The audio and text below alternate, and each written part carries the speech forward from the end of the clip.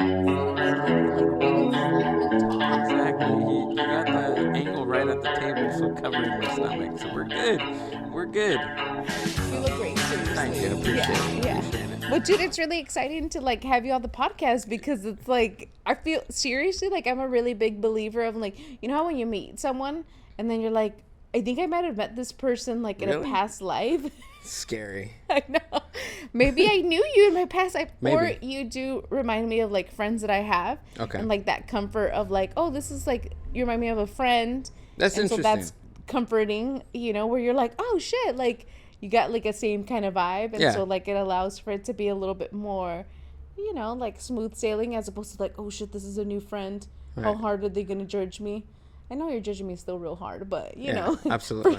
for my When you mental meet somebody, you have to state. judge them like really hard, Yeah. or else they're gonna think that they know you from another life. Exactly. Thank you. Yeah. But we've known each other from another life. I feel like Exactly. it. Yeah. No, and I totally get that. But Yeah. thanks for having me. Yeah. Really Yeah. appreciate it. Do you It want was to do fun. like a little intro of who you are? Should we? I don't Yeah, know. because we want to know why you're so special. Why am I? I don't know. I have an IEP coming out, individual education plan about my brain. Yeah. But no, I am Gilbilly Delic, host of the Mind Buzz on YouTube and Spotify. Nice. Can you tell me a little bit about it? Sure. Yeah. I talk to podcasters, speakers, entrepreneurs, and artists just like you. That's freaking And cool. you, too. Thank you. So, yeah. We could do like a dual interview. Cool. All right. Have my branding talk to your guys' branding stuff, and we'll just switch out. Right? Have your friends talk to my friends, and we could be friends. There you go. That's so bad. Don't quote me on that. That sounds really bad. But yeah, podcast stuff. Yeah, that's awesome. How long have you been podcasting? I've been telling people like 3 years, but Yeah. obviously it's been like 2. Like Yeah.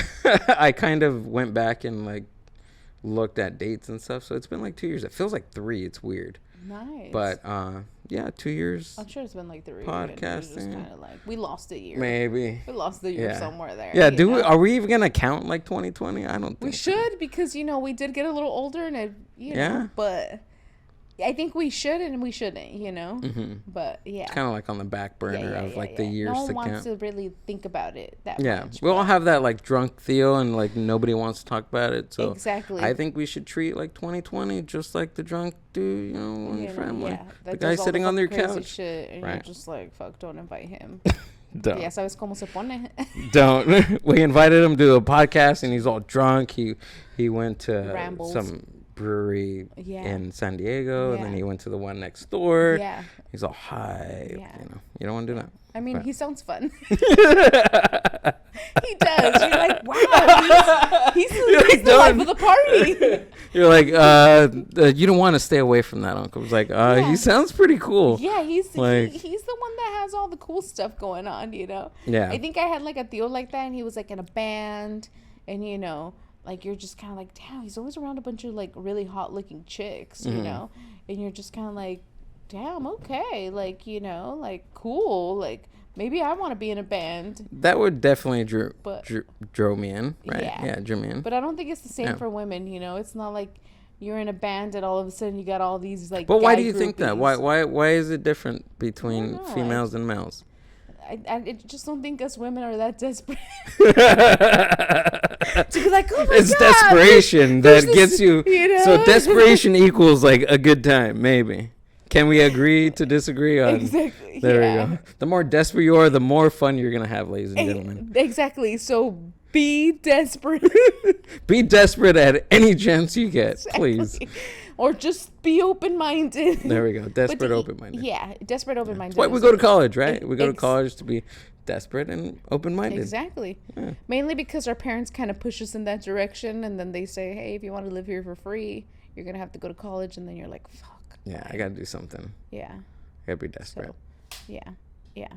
But, yeah. Dude, that's freaking awesome. So, do you have anything fun going on with, like, podcasts and all that? Just generally right now, I'm just booking people left and right. I got I'm not too sure when this comes out, but last podcast episode I did on the Mind Buzz.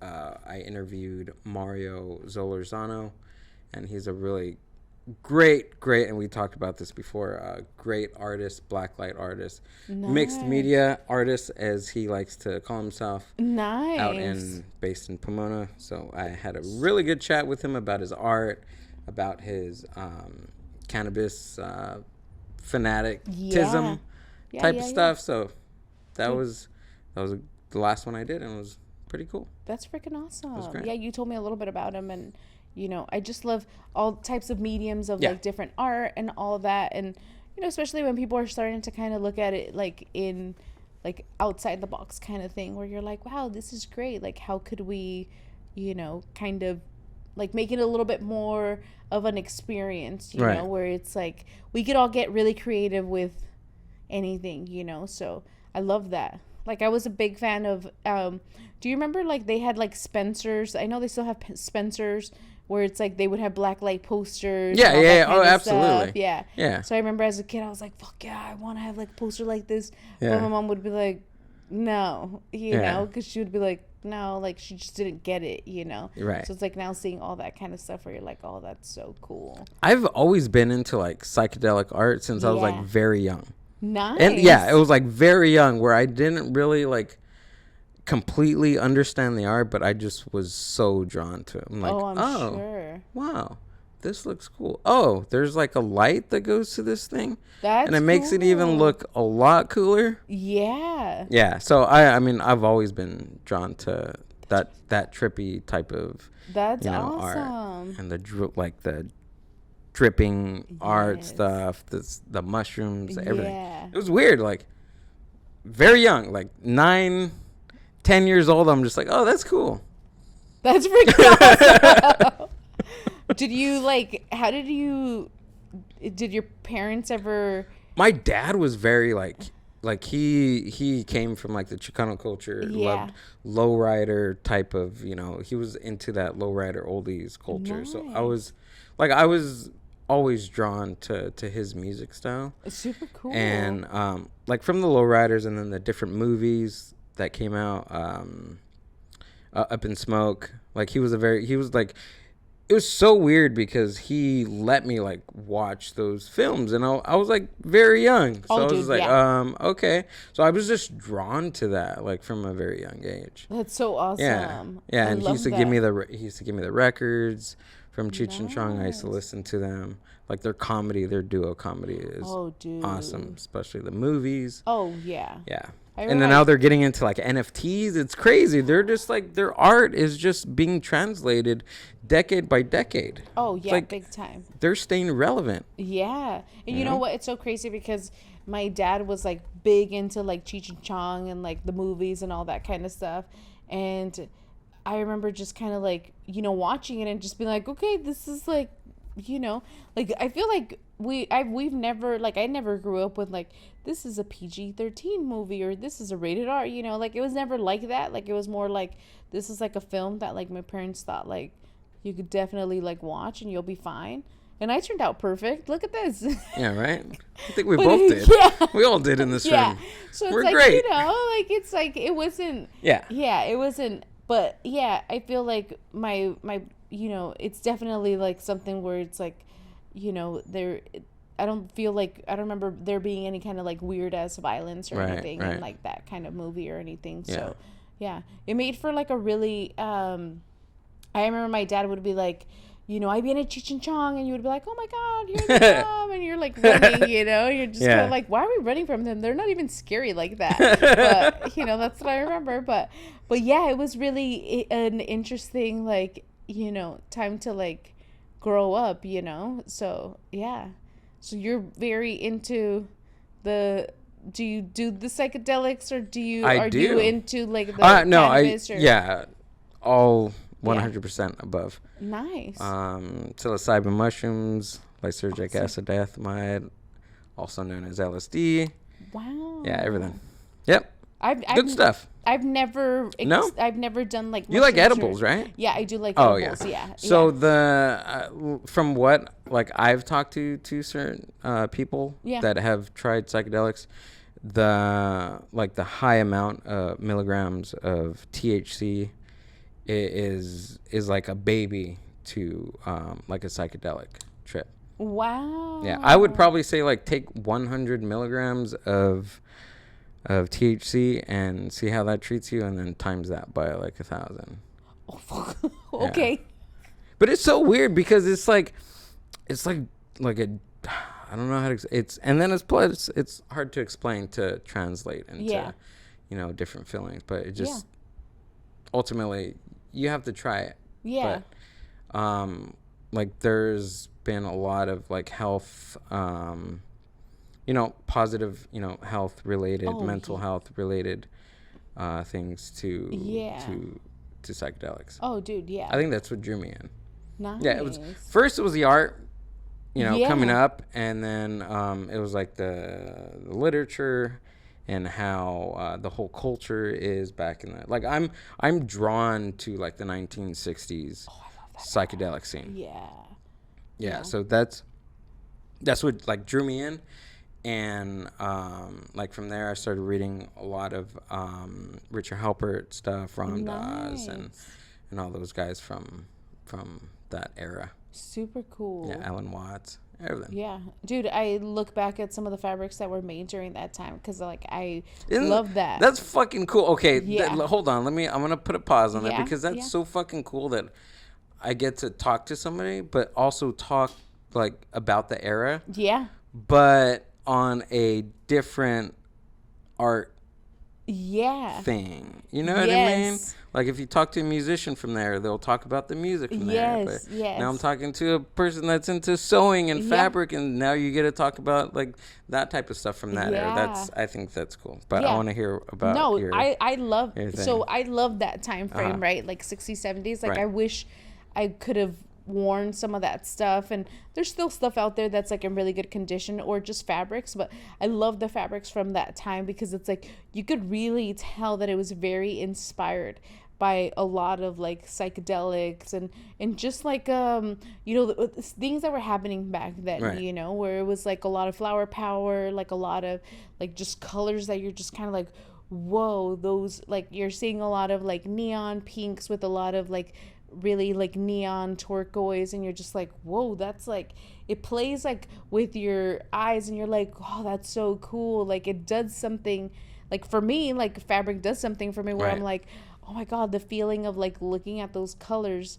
like lights something up in me, so it's like I and then you put like other things with it, and then you're like, whoa, that's like it creates like this perfect little like marriage of like these two like things that you're like, wow, these are two things that like you like, and so that's why I really like, I feel like cannabis is definitely like something where it's like I've utilized it for like my own like mental health and all that kind of stuff, and sometimes a lot to like slow down, because it's like, when there's an edible and it's too strong and you start to like shit your pants, you're like, oh my god, I think I'm gonna die. You're like, no, just breathe. Right. Once you get slow that down, exactly. Once you get through that, like that period of like paranoia and they're out to get me, dude. Leave me alone. What was that, a knock on the door? Like what was that? Who's here? Right. Once you're down, like once you're done with that, you're fine. You're good. Yeah. You just have to get through that period and you're fine. Yeah. Same thing with psychedelics. Like you'll reach that peak where like I'm not feeling anything, bro. Give me another tab, man. Give me another 10 strip, right? But you just have to be patient, like with anything. Like, I mean, come on, you have one beer and are you gonna feel it right away? No, you gotta hang out for a bit. But same concept with psilocybin, same concept with LSD and acid. Like you get through that tough part, and then after that you're cruising, you're coasting, and it comes in waves too. That's what I've noticed. And when I've interviewed people, they've said that like it comes in waves. Like it'll coming in a wave, you'll ride that wave, ride it out, get a good message from what the mushrooms are trying to tell you, and then you'll be good, and you'll be like, oh wow, that was good. Like I can't wait for something else. I feel great.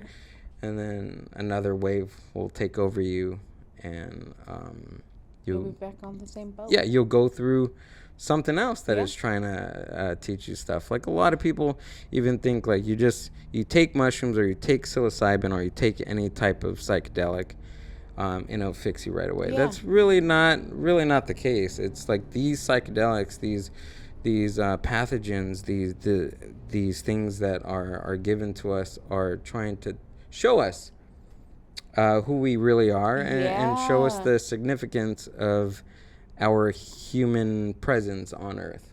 Yes. And you know what? Like, I feel like sometimes it's really difficult for people to be able to, like, see themselves for who they really are. Absolutely. Right? That's self-reflection. That's number one. That's I yeah. think, number one why somebody wouldn't try to take them. Because that's always, like, the case if I ask, like, hey, like, let's do some, whatever. I don't want to see like my mind, or like I don't want to see this, or I don't want to see that. I was like, well, it's your mind, like like you don't want to see your mind for what it truly is. Yeah. Even if it's good or bad, like it's just your mind. Like I think a lot of what I tend to share is that there's no good experience, there's no bad experience. It's just your experience. Yeah. Yeah. And that's it. And it's not a bad mind. It's not a good mind. It's just your mind. Yeah. That's all it is. Dude, that's awesome. I love that. Because, I feel like, like we talked about, like, I cannabis for me, like, being able to organize the thoughts and do all that kind of stuff. And, like, basically, I feel like sewing is already like super meditative, where it's like you're sitting there, you're doing repetitive motions, and you get really in your mind like a lot. Like you're just sitting there and you're unstitching something, and then you're like, "Fuck that bitch! Fuck, it's bad. It made me feel like, and then you're like, did I say the wrong thing to her? Yeah. Did I, and so you're just in your head like so much. Okay. And then. You like, for me, I'm like, okay, like, we have to process all that kind of stuff. Like I love like the self-reflection of like, did I really like mess up? Did I really like make this mistake of like making someone feel this way or whatever? And I feel like that really does also like put that extra layer of like thought into it. Yeah. Which some people are like really afraid to even kind of like explore. But I don't understand that because, dude, you just did that. Like, yeah. Really? Yeah. Like really? Like you just did that and you don't want to like explore that just a little bit? Exactly. Yeah. And so I think, like I think it would make life a little bit easier if everyone kind of like explored that a little bit more and was like a little bit more open. Yeah, but I think lines at the shopping mall would be like a lot longer because everybody would be in line and then they'll like mistreat a worker and then they're apologizing like when they're buying stuff like, I'm so sorry. Yeah. I'm so sorry I acted this way. I didn't take my cannabis this morning. I apologize. But that's like everybody. Imagine that being like everybody, just the line. That'd be Which crazy. Would be nice. Somebody self-reflecting like every minute. Oh, yeah. Imagine that. Yeah. I want to be able to do that. Drive me nuts. I kind of like started to kind of think about like stuff that would happen. You would come in contact with someone and then you would be like, fuck, like this motherfucker, this telemarketer, and like now I owe this fucking company this much because I didn't know that it was like those are this. fun. And so you're like all pissed. And I remember there was like one time where I was like, oh man, I was like a total dick to that person. Like I should call them back, dude. And try to apologize. Do you call them back? No, because I I call them back. I've called them back before. I've called them back before. And what did you get them back? I got them back, but it wasn't the person that called me originally. Oh. No, I called them back and I was like, hey, like you guys just try to call me, try to sell me insurance or whatever. And they were like, okay, like what's the deal? And they totally wrong name. They called me William, and I was like, yeah, sure, this is William. Yeah. And they're like, oh, what can we help you with today? Like, can we sell you insurance? I was like, no, actually, I'm here to call you about your insurance. And she was like, well, I'm too young for insurance. Like, I'm only 19. And I was like, why are you calling me? Like, I don't get that, but I don't know where I was going with that, but I called them back and they answered. Yeah, they answered. Yeah. I had a bit about that, but I kind of screwed that up. Sorry. It's okay. No, you're fine. But dude, that's freaking, I remember I was like so mad. Yeah. And I was like, I'm going to call you know, I was like, oh, and then I realized I was like, it's not like, it's just their job, and like I felt so bad, you know. But she was mean. Oh, she was. She was mean. She was like, no, I was the mean she was like, why are you calling to waste our time? And I was like, you called me first of all, and second, I'm not William. Third, I'm not going to even give you my real name because, like, that'd be awful because you're calling me by my real name, and I don't need that in my life. No. However, she already knew where I lived. Oh. So, I mean, I told her, I was like, she was like, why would you insist on calling us and wasting our time? Yeah.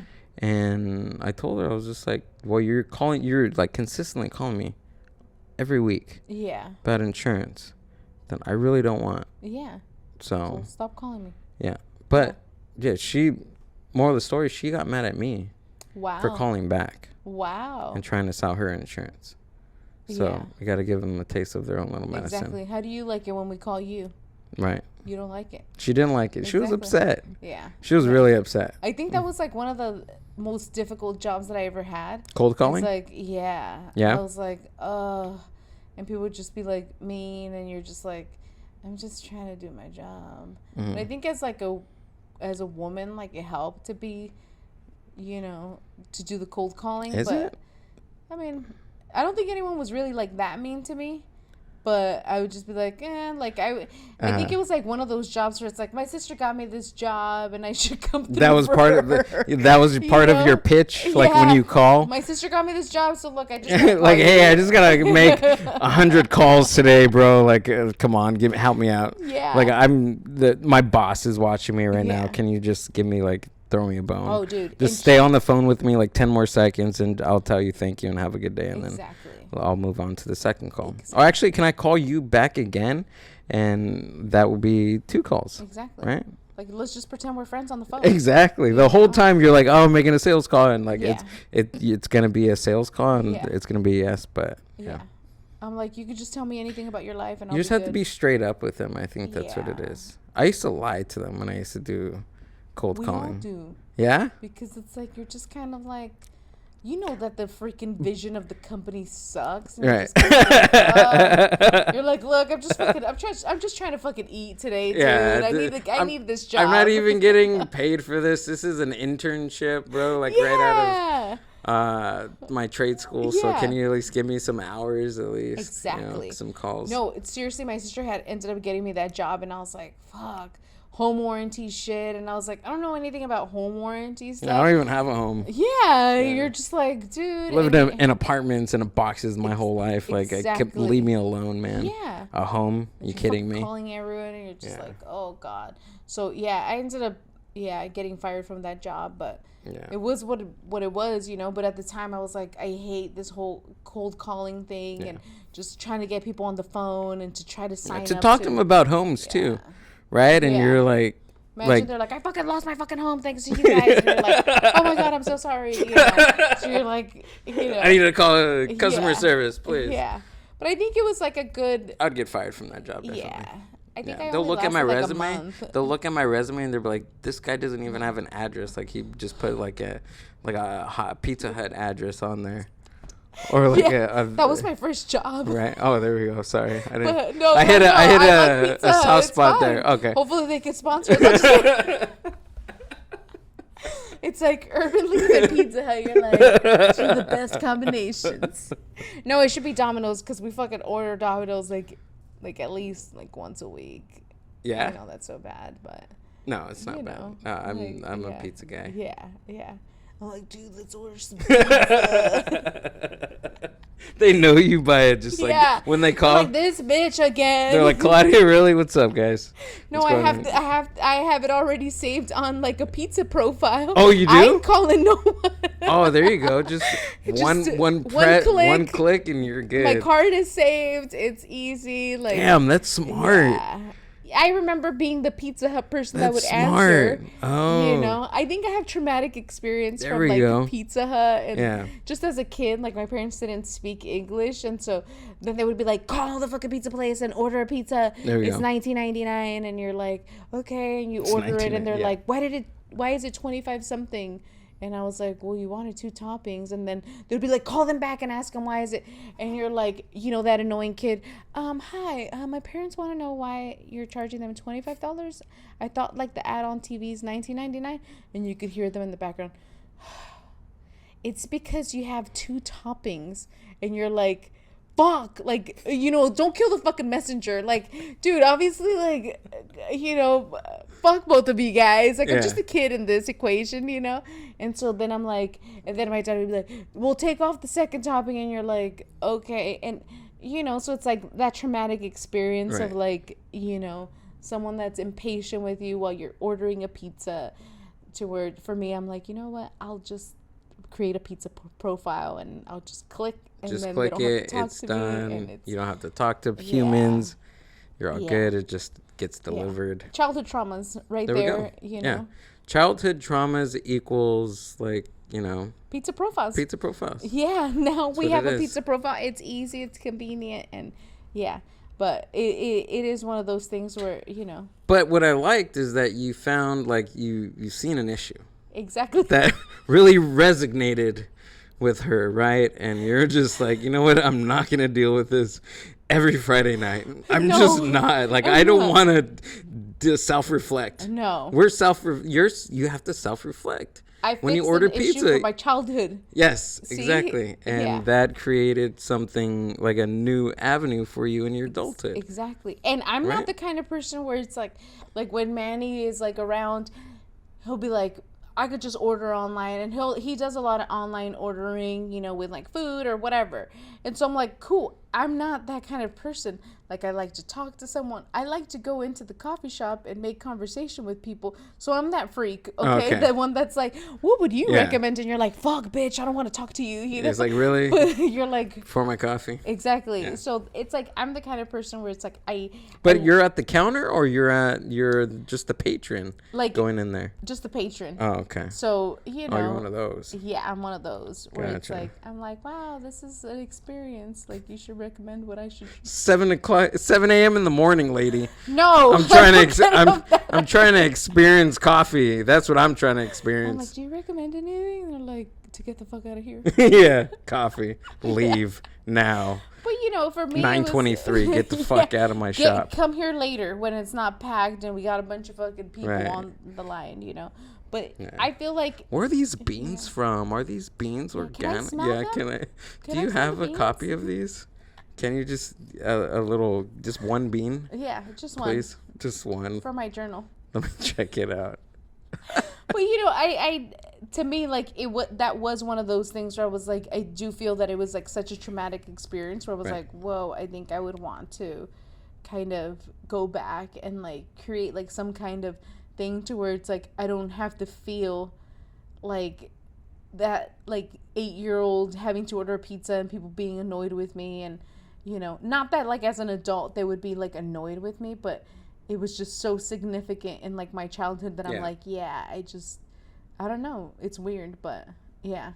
And then I worked for Pizza Hut for I think it was like maybe like 2 years. So you had like a double-edged sword on them because you've been in the industry, so you've been on both sides of that issue. And I think everyone should have, right? Like they should work. I think good customers have worked in the service industry. Yes. Yeah. Whether it be retail, or just customer service, period. Food and beverage, or just like you said, customer service in general. Yeah. There should be a class actually in high school. Middle school, maybe like, elementary. Dick 101. Yeah. Right? Walmart, because, dude, 101, whatever. Yeah. Because it's like, dude, think about it. Like we all start like entry level jobs, right? And it's like entry level jobs, it's not the best job, but it's like it's a job, and it's like, and it gets you like to have like to build a resume, all that kind of stuff.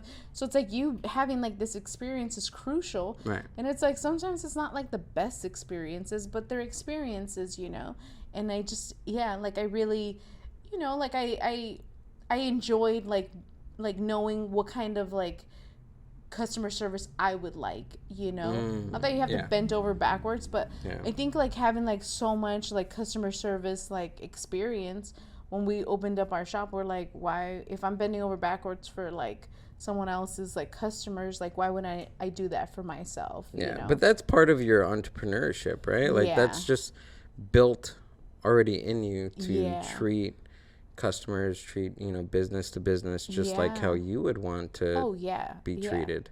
Yeah. So I think it's a good thing, right? Yeah. And I think it's like going through like those experiences of like the cold calls and like, you know, the 8-year-old that like, you know, and it's like, I remember I got like an 8-year-old that called, or like a kid that called, and they're like, you know, talking to their mom back and forth. And I'm like, you know, tell your mom that I speak Spanish. And he was like, Mom, the lady speaks Spanish. And she's like, oh. And so she got on the phone. And I was like, I'm like, you know, what do you want to order, you know? And just making it to where it's like this kid is like in this like awkward situation. Yeah, you're like, just like, you know, ma'am, I'd probably take him out of private school because that shit's not working. Exactly. He's not that bright. You're wasting time and money, mainly money. But, you know. Get him out of there as soon as you can, please. He's not translating correctly. Public school all the way, and college is not for him. No. Okay. He's not going to be a good translator. But, you know, you start to kind of like, you know, because I was like listening to what he was saying, and I was like, you know, because you know, as a kid, like I translated everything for my parents, you know, so then you're like, oh my God, like, and, you know, still to this day, like translating conversations, you know, between like my mom and like family members and this and that. And so, you know, you're just kind of like, you know, almost like happy that you're able to like know this other language where you could kind of like go back and forth, you know, but at the same time, it's like, you're just kind of like, wow, like I was a little translator since I was like basically born, because neither of my parents spoke English. Oh, really? Yeah. Wow. Still to this day that my mom doesn't speak English, so it's like anywhere we go, we're like, you know, these like translators and you're shit. Still doing that, still translating, that juggling English to Spanish, and then at the end of the day you're like, who am I talking to in English, who am I talking to in Spanish? Your mind's I all hear jumbled. I hear that a lot. Like, do you think,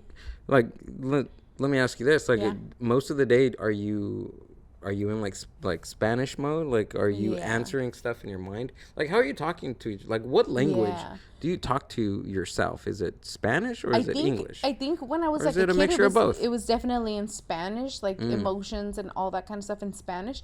And then as I started basically getting older and like being able to like really truly like express myself, it totally just flipped to like English. And so now my whole thought process and everything is in English. Gotcha. And you know, it kind of like sucks because you're just kind of like, I have like conversations with my mom, they're all in Spanish, but it's like that's when you realize how shitty your Spanish is. You're like, fuck, I really need to like so you're like more. Triple thinking, like you, because you're like verbalizing stuff, you're thinking about what you're saying, but you also have like this thing up here that's saying, oh look, your Spanish sucks. Oh dude. Yeah.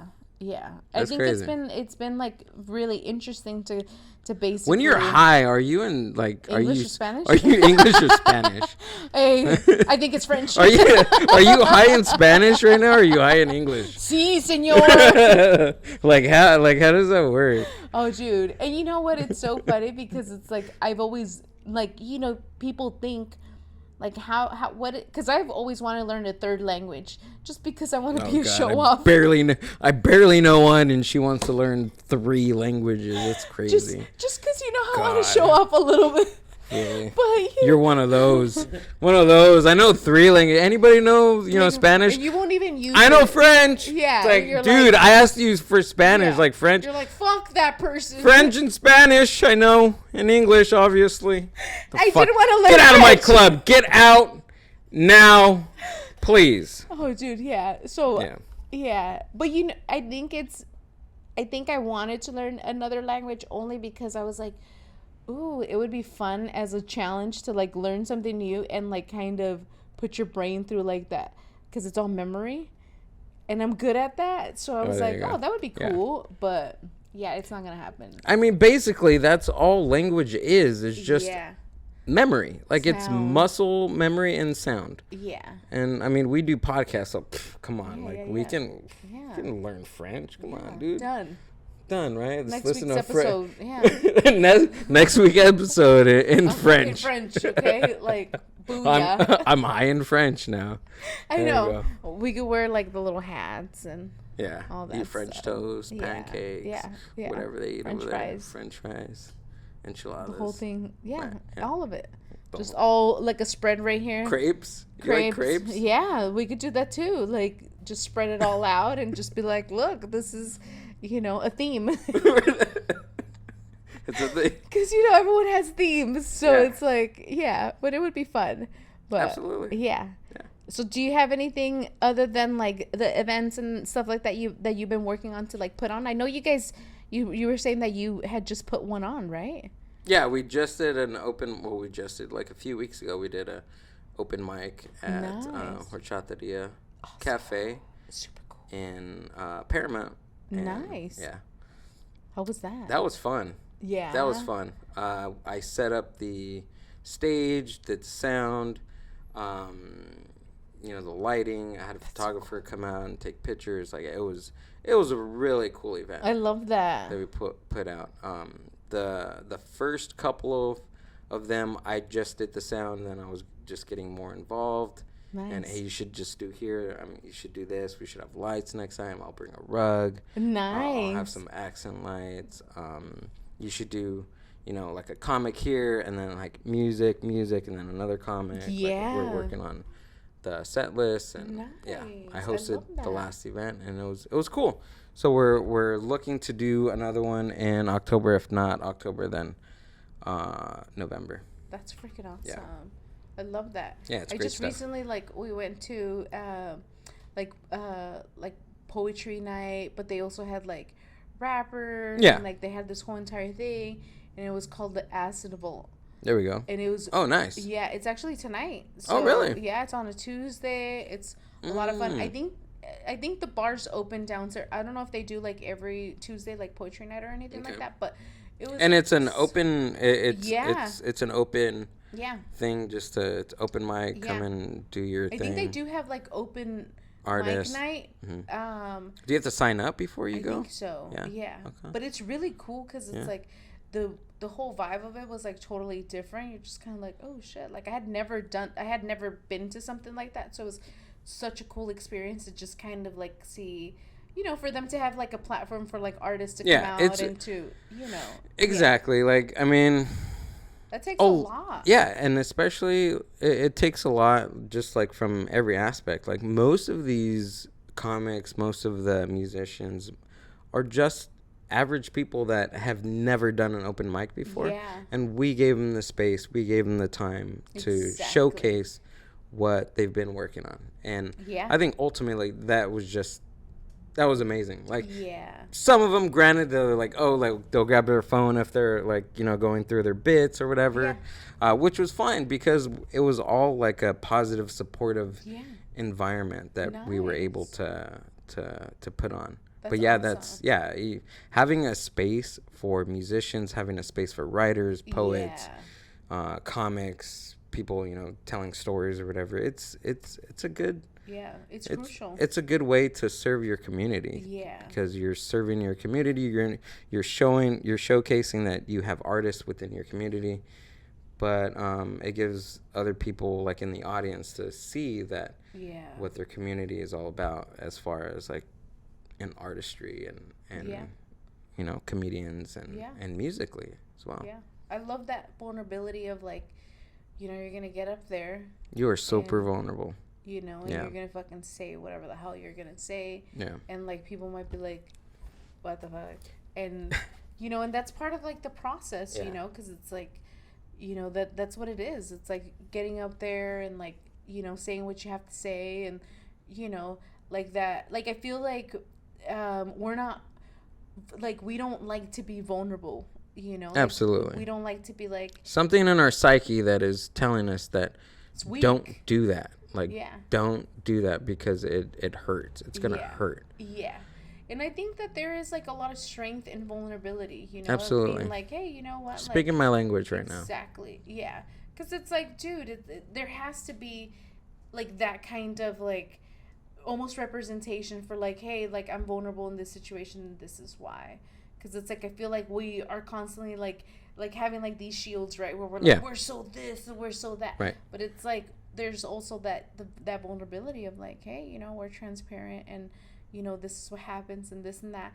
And I think that that really allows people to identify, you know, because it's like there's kind of like that feeling of like, you know, someone being great and they're like, yeah, they're great, and you're like, oh, cool, like, you know, they're cool people.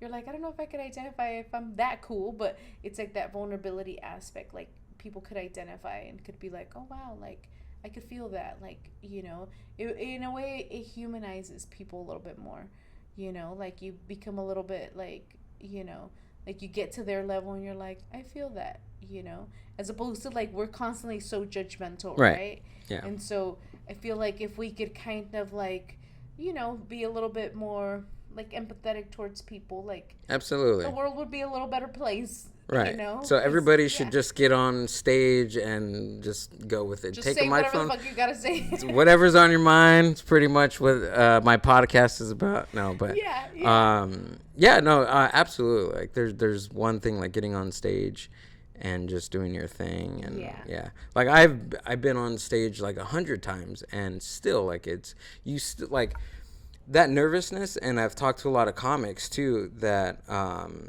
that nervousness that anybody feels, whatever. You have you have a guitar, you have a band, you sing, you do karaoke, that little you know, tell jokes, whatever, play ukulele, it doesn't matter, whatever you do, but that little nervousness that you feel before going on the stage, that never goes away, and will never go away. It won't, because there's always going to be new people in the audience that you can't resonate with, or you don't choose to, or whatever the case may be. You feel them judging you. That will never leave. That will always stay that way. But in order to get over that, because you can get over it, but just fucking play with it. Like it's there. Just accept it. And fucking do whatever you're meant to do. So do you usually do like comedy skits and stuff like that? I don't. I started writing. Fun. Yeah, I started writing. I talked to a lot of comics. I have friends that do open mics. Nice.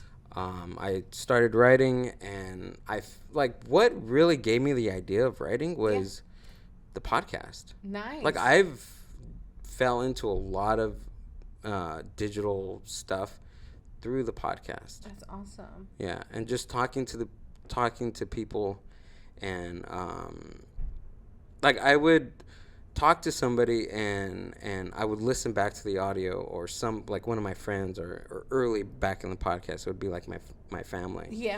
Or my partner. She'd be like, hey, this was like really funny. Like, this is funny. And I was like, yeah, you think so? And then I would write that down. And then I'll do another podcast talking to somebody in Virginia, and I would make like a little comment or something, and a little premise, and she'd be like, you know what, this is funny too. Like, so from there I started like and this is a still ongoing project that I've been doing, going through all my stuff and writing all like the little bits that I can maybe potentially turn into a joke. That's freaking awesome. Yeah.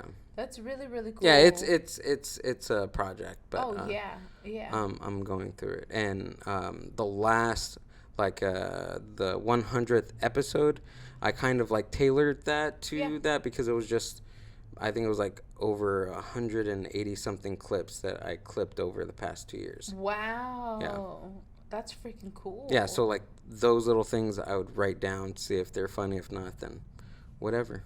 That's freaking awesome. But it's really like, you know, like testing it out. Absolutely. And just kind of like that's what it is. Yeah. That's what it is. Because one joke might work in this room, it might not. A joke would work in San Diego, but if I take that to Pomona and if it hits, it hits. If it doesn't, it worked in San Diego. So I'm going to use that as my, my San Diego bits.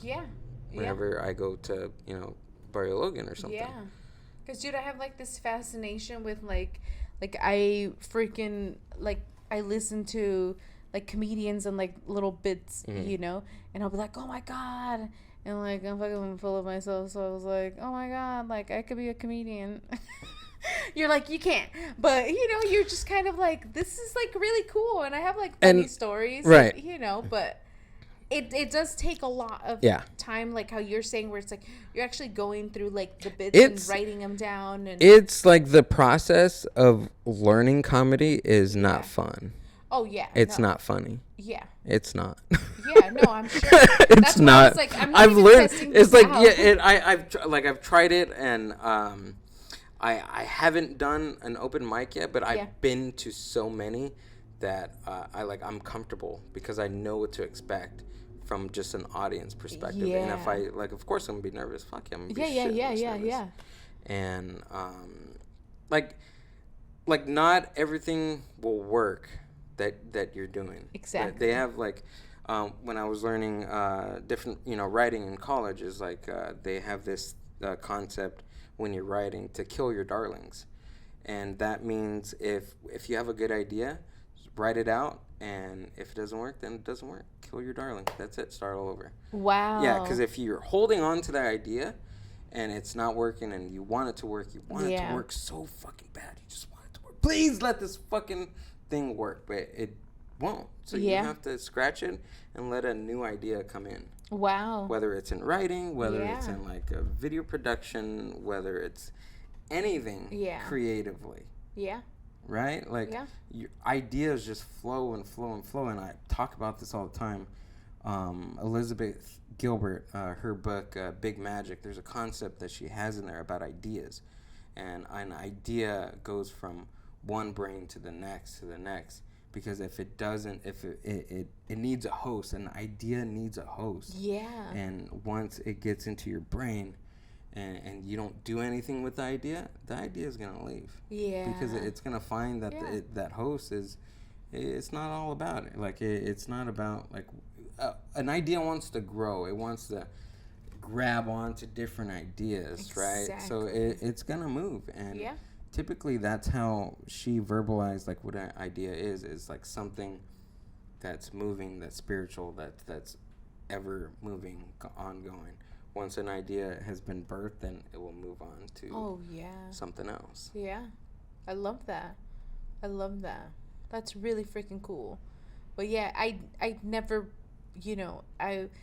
I like the process of these little stories and what make these little stories funny and all that kind of stuff, So I was like, oh my God, that is so cool. And just kind of listen, when you have a podcast on and you'd be like, oh my God, that's so funny. And, you're just kind of like, wow, and my daughter, she was telling me a story the other day, and, she's she has humor, she's, and so she's telling me this story, and I'm and she's telling me how she was all embarrassed about something and stuff like that.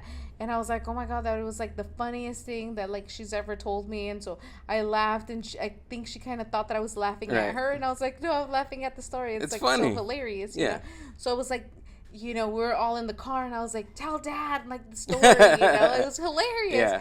And so just I feel it was a great example of storytelling. It's how could you keep people engaged in your story? How could you not be oh my God, the story is so boring. You went through those facts, and every so often you sprinkle a little here and there, and so she's telling the story, and I'm noticing that she's obviously changing the words because it's whatever. Yeah. But at the end, she didn't have that final that she did when she talked to me. Yeah, so sometimes it comes out naturally. Yeah.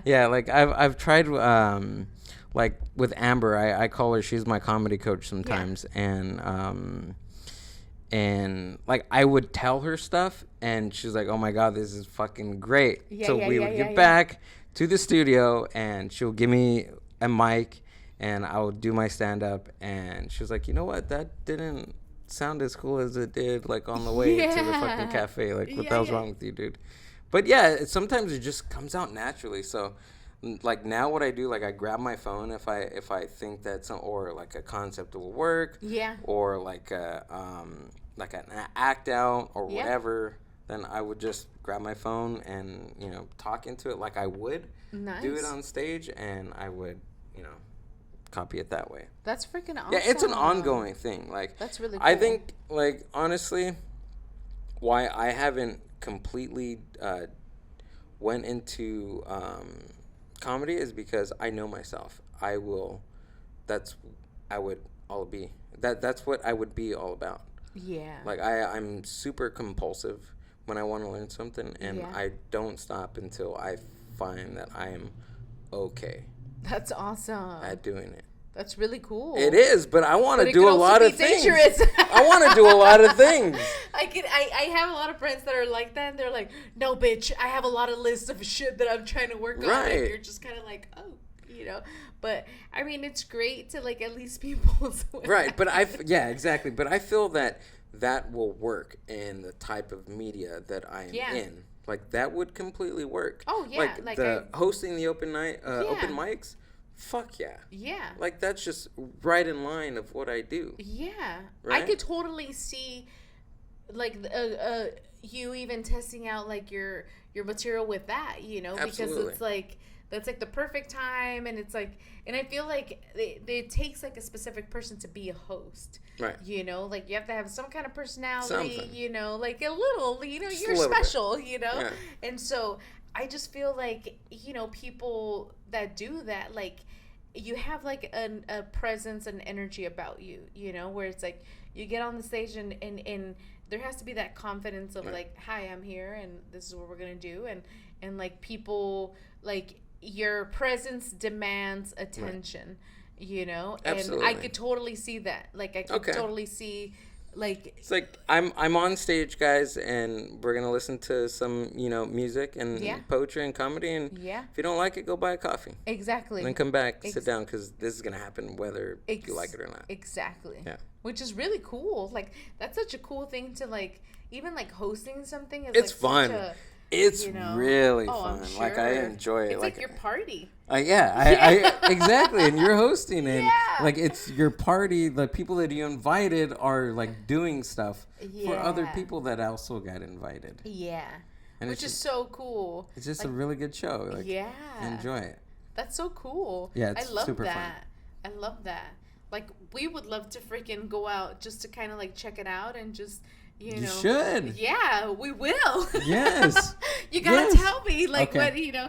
But it's like, you know, because it's like, we feel like, you know, it's like stuff that we like to do. Mm-hmm. Our relationship is based off of coffee. So it's like anytime we can sit down, and have like a coffee and like I feel like our lives they revolve around coffee, you know, where we're like, we plan our week, we like sit down, we have hard conversations, we have loving conversations, we have all the conversations around coffee, you know. And so for us, it's been like such a gigantic part in like our relationship that like now our daughter is like involved in like the whole like going to a coffee shop, like having that kind of experience. And I feel like, you know, like I don't know, like I felt like as like an artist, like in my early 20s, I was like, this is like the place to be if you're like an artist, you know. Like I just felt like at home, you know. And I was hanging around a lot like in that plaza where the horchateria is in San Fernando, and I was like,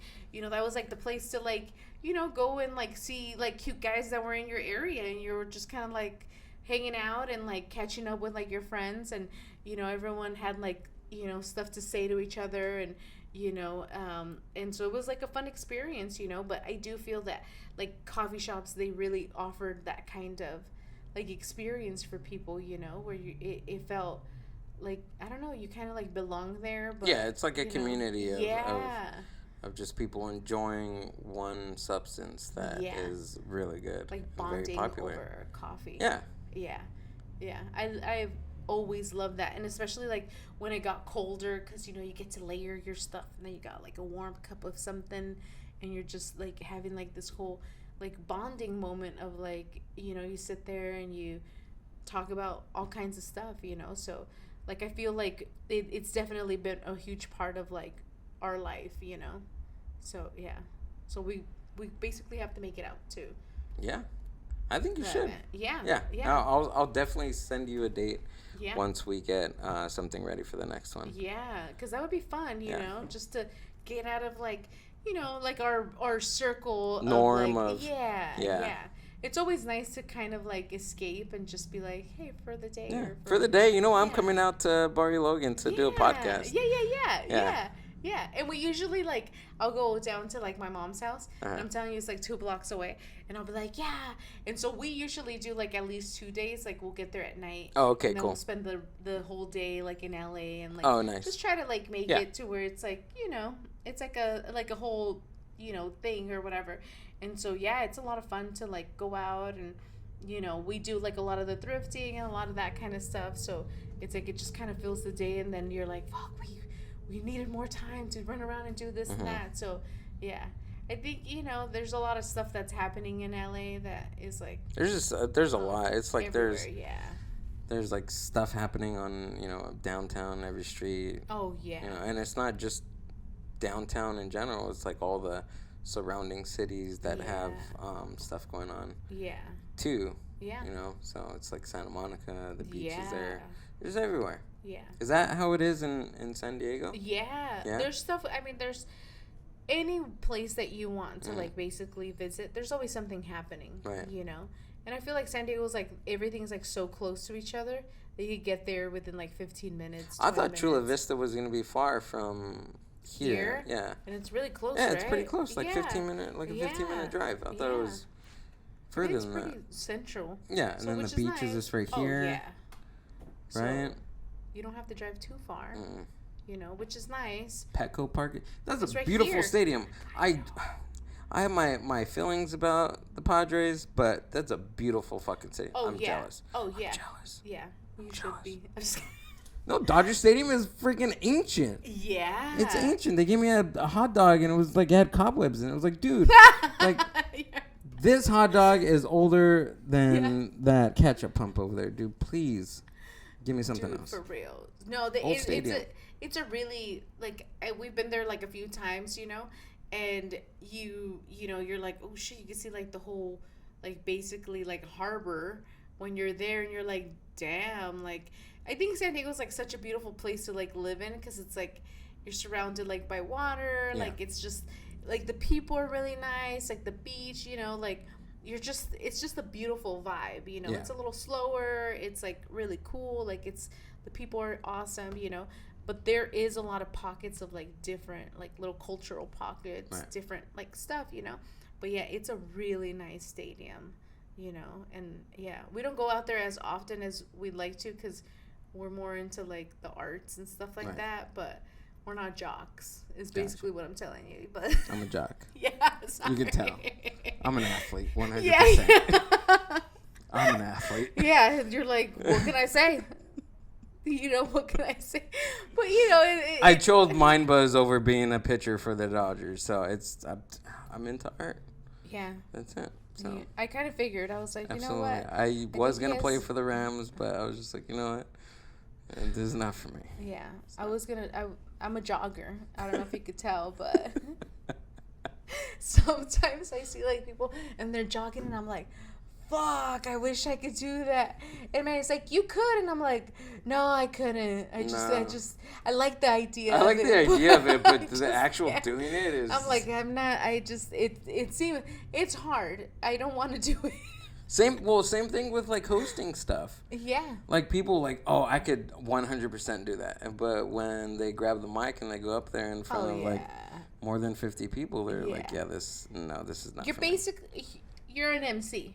You have to be able to like read the room and be like, all right, there's a fucking bag of douches over there. There's like this crowd over there, and how do I like make sure? Right, which is great that you said that, because you also mentioned, like that's something you can try your comedy at, right?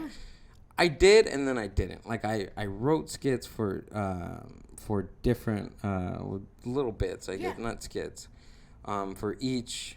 Like I worked on this, so it was like a 1 minute bit in between acts all the way down, but that I had to make like a split decision on each act if that joke was gonna work. Yeah. Because I didn't want to kill the vibe. Everybody just listened to some great music. They listened to some great art, or some other funny comics. Maybe this joke was a little bit too similar to theirs, or it was just black and it wouldn't work. So I had, that was hard too because I had stuff already planned, but that where experience comes in, reading the room, reading different, people's interests, because I had to listen to the different comics.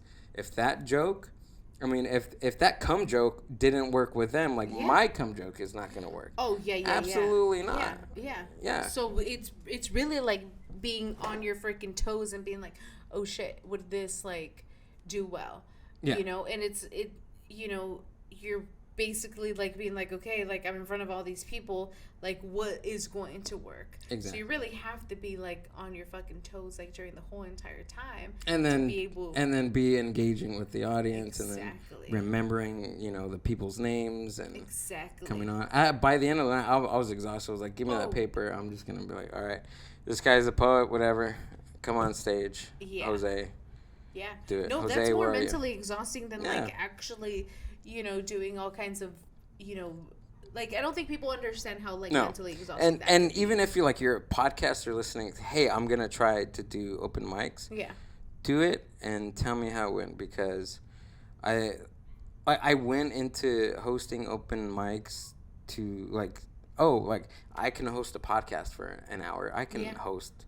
It's completely different. Oh, dude, yeah. Oh, it's like maybe some things on maybe your presence on the mic work, but you're standing up, you're walking around, you're moving, you're looking at people. You're not just looking at your guests. You're looking at 50 guests in the audience. You're looking at the artist. You're making sure the sound is correct. It's just anything. Yeah, anything and everything can go wrong. Oh, yeah. Yeah, coffee can spill or something. Yeah.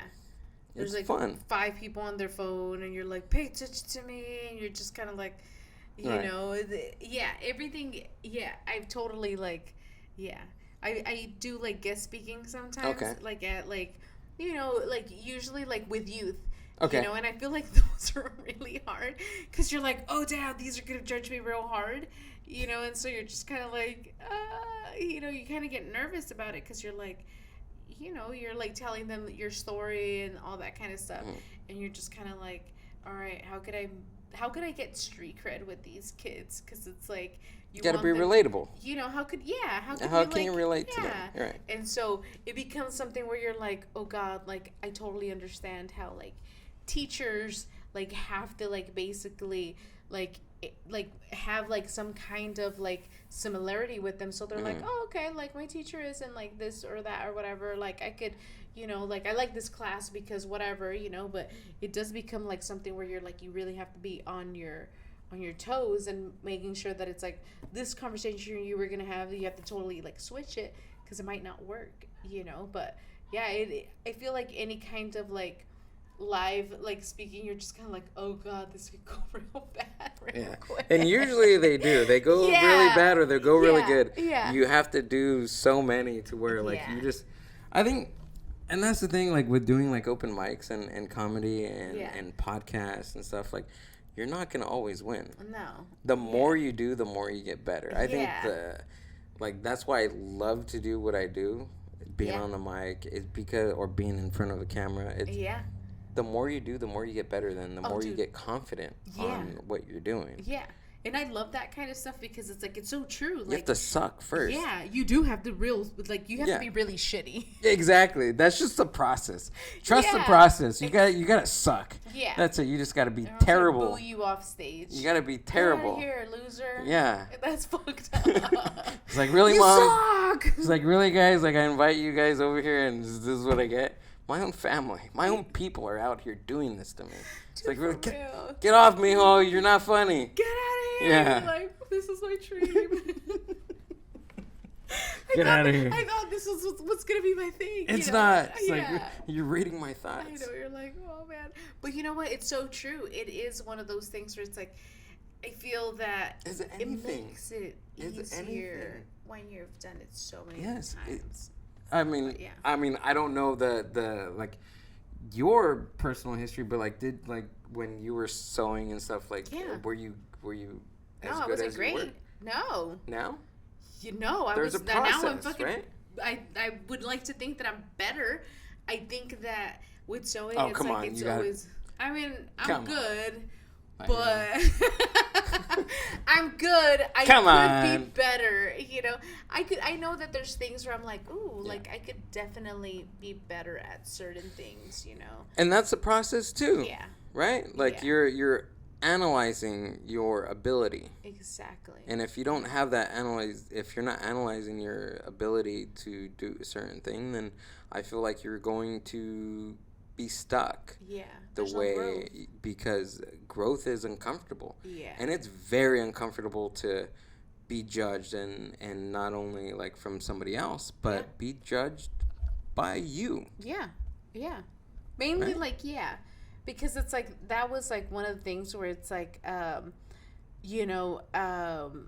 that uncomfortableness, right, of like being on like camera and being like, oh my god, look at how weird I look and look at how this, and you start to kind of like overly analyze yourself and all that, and and you're like, oh my god, I don't look good at this angle and this and that.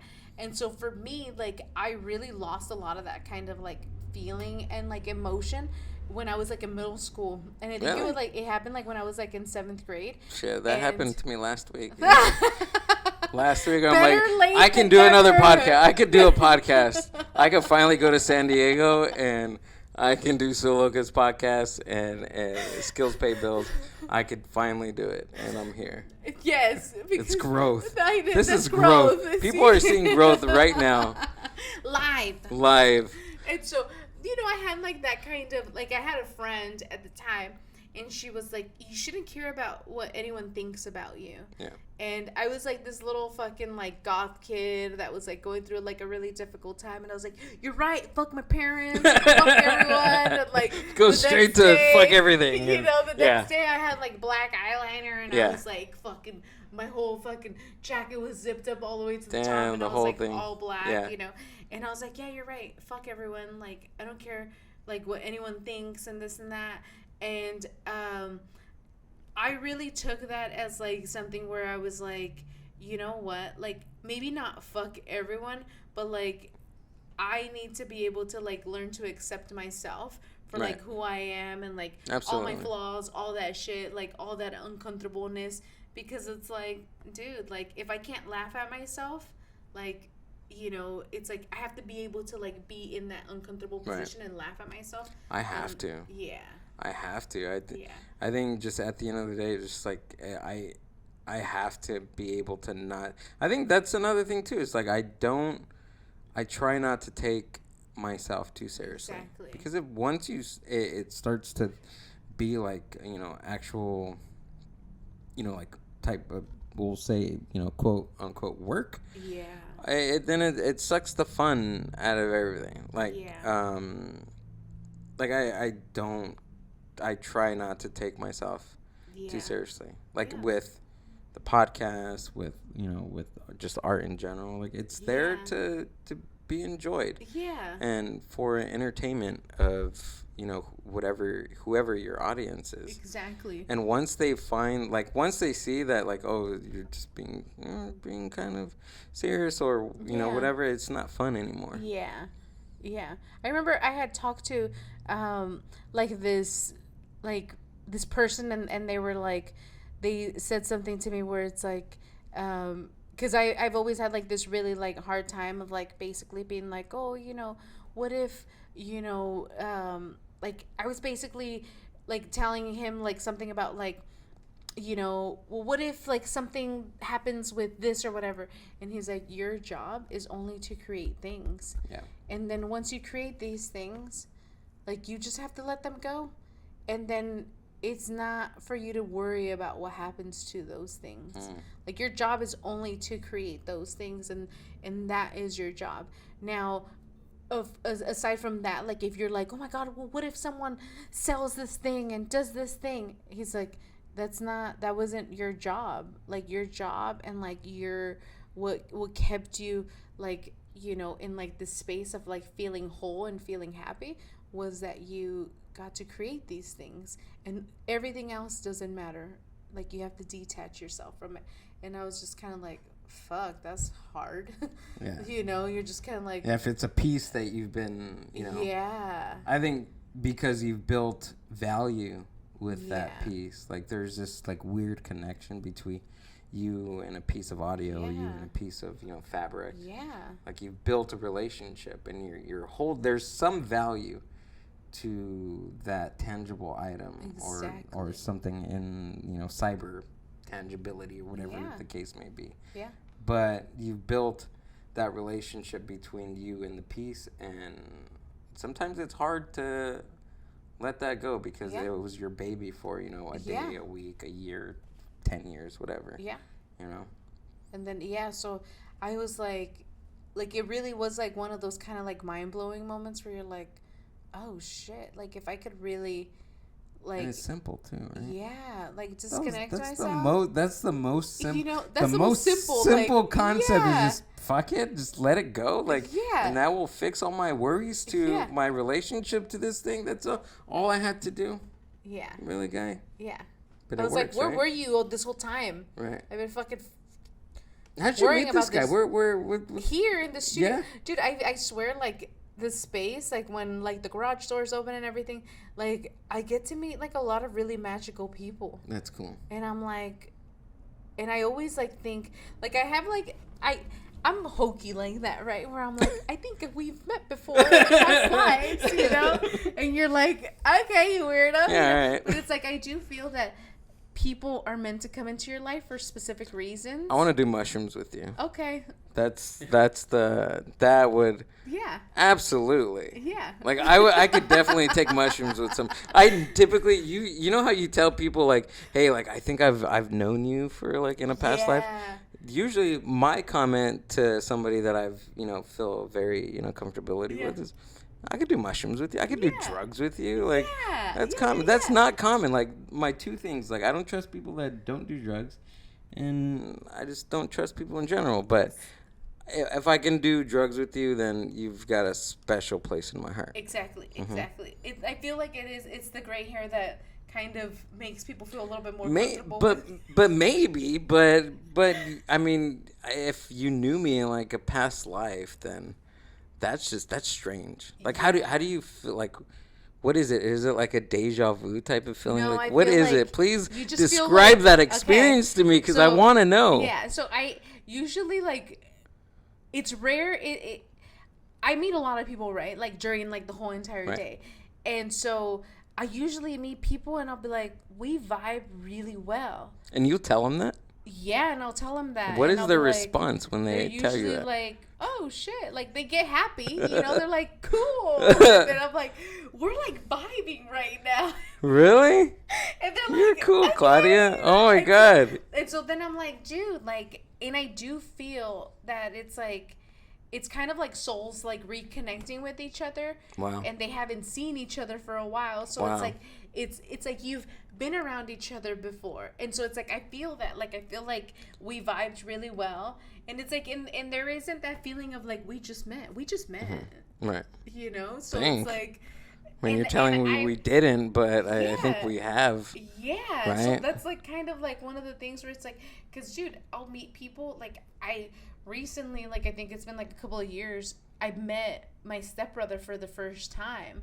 Wow. And I was like really resentful. Like I didn't really want to meet him. And like I was just kind of like, you know, a lot of stuff leading up to that. And I was like, how could I approach like how could I meet this person without like really like being like biased and kind of like resenting him and stuff like that.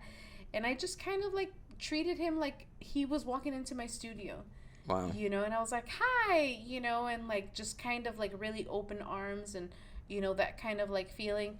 And just kind of like not wanting to know his mom's experience with like my dad's experience and, you know, all that kind of stuff. And just kind of like took it as like what it was. And, you know, and so it was really like one of those things where I was like, just don't remember anything that you know from this person. Right. So basically just there's the moment and just live in the moment and just stay there and write it out as much as possible. Yeah.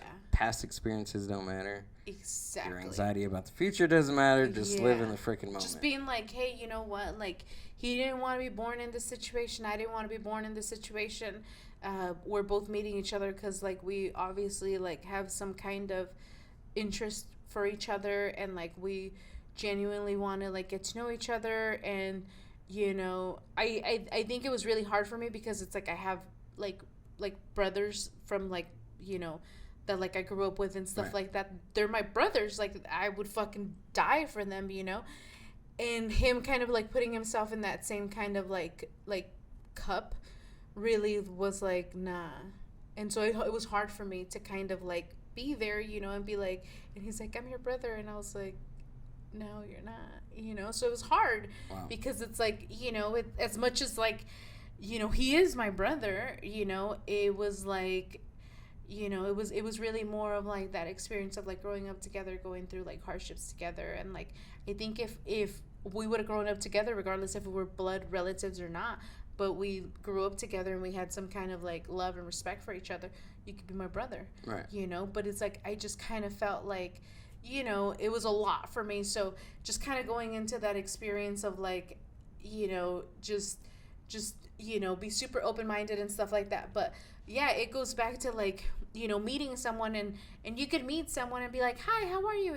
And people are very standoffish, you know, like I do meet a lot of people that they're very standoffish. And then the second time that I come across them, they're very open. And I think that it's because like I was very open with them the first time. Yeah, people can read that definitely right away. Yeah. If you're open. Yeah. Yeah. And so like when I met you, I was like, I'm like, oh yeah, like I felt like that. I was super stoked to be in here. Yeah. I still am. Yeah, you better be.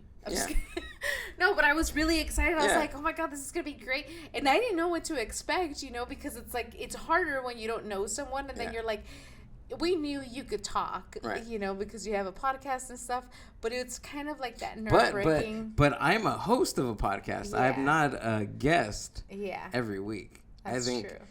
You can be a great host, but you can suck at being a guest. Yeah. And hopefully you did a really good job at being a guest. Yeah? Yeah. I did? Yeah. Oh, thank you. Yeah. Really good job. Appreciate that. Yeah. Well, we were talking about Cheech and Chong and weed and knowing each other for millions of years. Conversation. Yeah.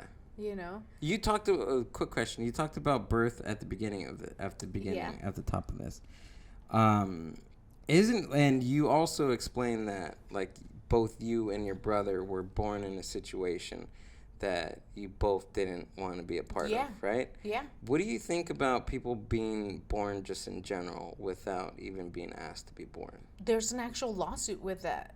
I know that there was like someone that was like really upset that their parents, he sued his parents for it because he was like, I never consented to being born. No way, really? Yeah. Okay, this is a Don't part. Google it. Yeah. This is a part of Mind Buzz where I'd be like, search that. Google it, please. Yeah. Pull it up. Yeah. No. Yeah, dude. Totally. Really. And so, I don't know. I think his whole thing was like he was born into like an affluent family. Okay. They didn't have to struggle any of that kind of stuff, but he was just kind of like, how dare you, like, bring me into this world without asking me? And so they had money, or like they were like well off? They were well off. Like gave him all the opportunities.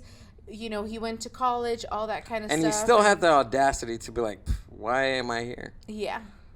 And dude, there's a lot of like people where it's like, you know, you're born into situations where you're like, oh shit, like maybe you were born to someone where it's like they were sexually assaulted and you're just kind of like, my dad is like this person or whatever, and you know, or whatever, you know, and it's like very kind of uncomfortable situations. So it's kind of like, you know, I don't know, like we don't get to choose where we come from or anything like that, but we get to choose where we go. Absolutely. And you know? Like we don't have a choice on whether we get to be here or not, right? Yeah. But just this, it's a weird concept, just to like your parents, or if you have, you know, your own children, like you're asking them to exist. Yeah. And to navigate existence. And it's not hard. One life is the same, right? And it's just like your experience would be totally different than my experience. Oh my God. Even though you came from my body. Exactly. That trips me out because it's like I have a kid. Yeah. So it's like then you're just kind of like, you know, and I feel like we were, from what you were talking about, like your dad was like very Chicano culture, and then he was like showing you like this kind of music and stuff like that. My dad was like very like into Kiss, when he came to the States, and he was like all into that, and then totally changed it all up, and you were just kind of like, wow, now he's hardcore Christian, and so all these things. Really? Okay. But it's like rebelling. Yeah. Like I know I rebelled against my parents, and my parents were like, what the fuck is this? But it's like I do feel that there is like these kind of like how do we, like, our parents aren't cool, so it's like how do we, what's the cool thing to do, and like that rebellion of like our kids, and where you're just kind of like, dude, we're cool, right? Like, we do cool shit, right? Yeah. And our daughter's just kind of like, no, you're not. Like, you're not. It's funny that you say that, because I've got into psychedelic music because of my dad. Like, he would listen to like the oldies and all that, and I forgot, I don't know where my dad was like a pickpocketer kind of thing. Yeah. And if he'd see somebody, no disrespect to my father, but like if he'd seen like a window like down and like there's a CD right there, like, come on, dude, like, that's my CD. You kind of left it open, so I'm gonna go in there and give it to my son. Exactly. But anyways, despite how we got if he did or did not, I don't know. Yeah. Maybe he got somebody gave it to him. I don't know. But he gave me that CD off the wall, and I put it in his truck because he had like a little truck, and it was just me and him for a while. And we're driving, and I put it in, and like it took like Roger Waters like fucking 10 minutes to even speak a word. And my dad's like, "What the fuck is this?" And I'm like, "Dude, it's Pink Floyd. It's like the CD that you gave me." He's like, "Take that shit off." I'm like, "Dude, you just gave it to me. Like, really?" Yeah. And then he puts in like Led Zeppelin, and I was vibing to that. But I mean, I get a lot of the music that I listen to from my father. That's really cool. At least your dad's cool. Yeah. Because he was a great guy. Yeah. Because it's like, I feel like music is definitely like something to bond over. Exactly. And I think it's a vibe. Yeah, that's how him and I bonded. Like me and my mother. Like we bonded through like, oldies, and I think like a lot of like my interest in music and audio stems from my father. That's awesome. Yeah. That's really cool. Yeah. I always think about that, like, what's like the easiest bonding way, and I think it is like through music and just kind of like setting that vibe, it's like whenever I cook, which isn't that often, I wish I cooked more often, but when I do cook, hence why Domino's has your number on speed dial. Claudia, what do you want? Do you want? My order's called. You're like, I just put in my order online. Why are you calling me? I know. They're like, we ran out of fucking pineapple. Claudia, you know this. You're the reason why our stock is going out. I know. They're at like, this store. You're the only reason why we order pineapple. Yeah. Oh, I do like pineapple on my pizza, but it's like I like to have that vibe of like there's always music playing. Absolutely. And it allows for there to be conversation, and for it to be like, you're not just kind of like in like watching the TV and like doing that kind of stuff. And so for me, like, it's always like being able to like have like that open kind of slot of like, if you want to talk, we could talk. There's just music playing in the background, and it does set like a vibe, and like I've always kind of liked that, Yeah. Yeah. Music all the time. Music all the time. Music all the time. That's like a bumper sticker. Music all the time. Right? That should be like that's you music should have them there at the fucking at the table. Right. I remember like in elementary school, like they would be like, my student is an honor student at O'Melveny Elementary, and I would get them all the time, and I was like, break. All right, I was like, can I get a different sticker? Like the bumpers are getting filled, know. And but yeah, they should bring back the bumper stickers that say fun stuff. I like fun bumper sticker. You know what? I'm not working on it. I'm just throwing an idea out there about anybody that's willing to work on this with me is doing like some cool like cards. Oh, fun. Like greeting cards? Like talking shit kind of cards. I love that. Right? Yeah. Like I just had an idea of one that you open it, like it's just blank and it looks, you know, very inviting. You open it and it says, I don't like you. I don't fuck with you. Yeah. I mean, you suck. Yeah. Maybe, right? And you can just give it to somebody that you love. Yeah.